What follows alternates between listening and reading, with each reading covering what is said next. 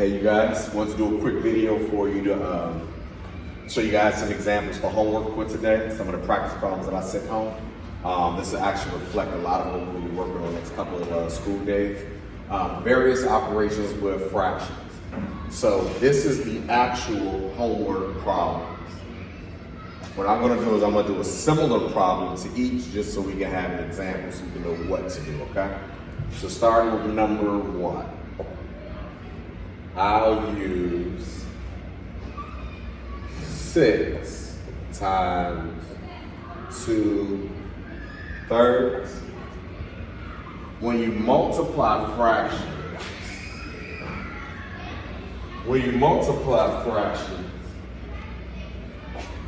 easy steps.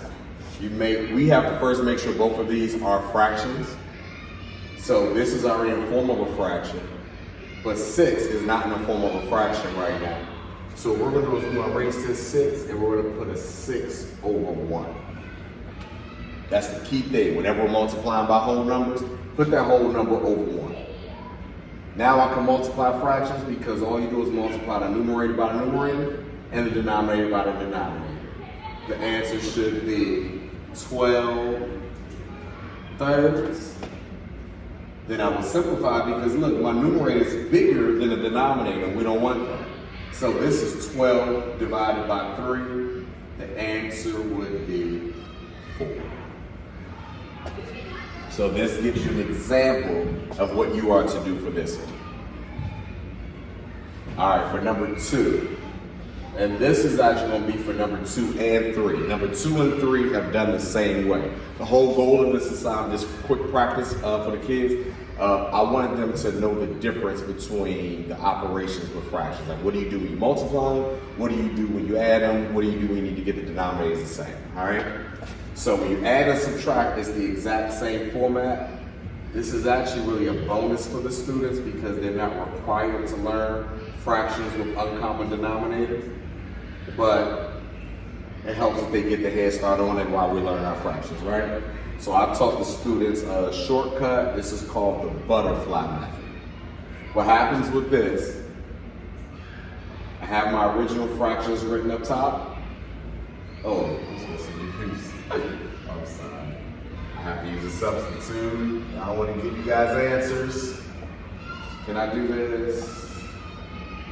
We'll do 3 tenths. All right, so I fixed it. So what I'm going to do is the butterfly method. When I'm adding fractions, you add the numerators, but the denominator is to stay the same. But if the denominator is not the same, I can't do it. I can't add a 1/3 to a 10th. So I need these to be the same number. So this is how we do it.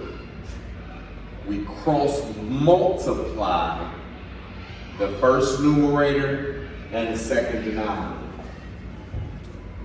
1 times 10 equals 10. Then just like butterfly wings, I do it again, diagonal. 3 times 3 equals 9. Now what do I do to get my bottom numbers or my denominators for my new fractions? I multiply both denominators, 10 times 3.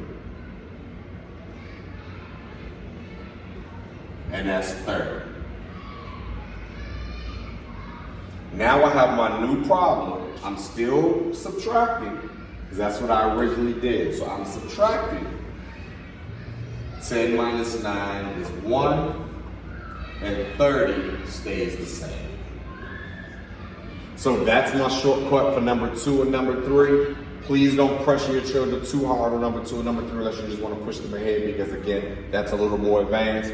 But if they learn that, we're pretty much knocking out all operations with fractions. So our students are moving ahead.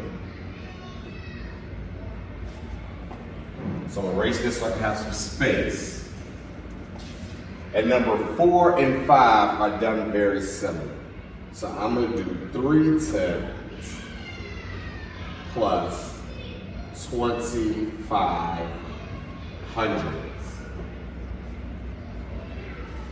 Again, when I'm adding fractions, if my denominators are not the same, I need to get them to the same denominator. However, this is a good one because 10 goes evenly into 100. This is 10 and 100, right? So all we need to do is add a 0 at the bottom, but if we add a 0 at the bottom, we must add a 0 at the top. Now I'm adding in hundreds because 3/10 equals 30 hundredths. That's like saying for our parents, that's like saying 3 dimes equals 30 pennies.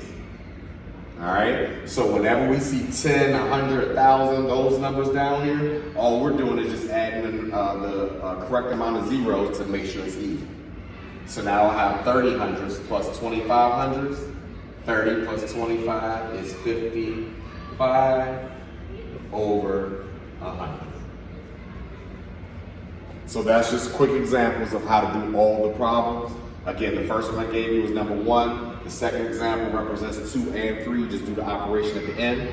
Number 4 and 5 are represented with this problem right here. Have your student try their best.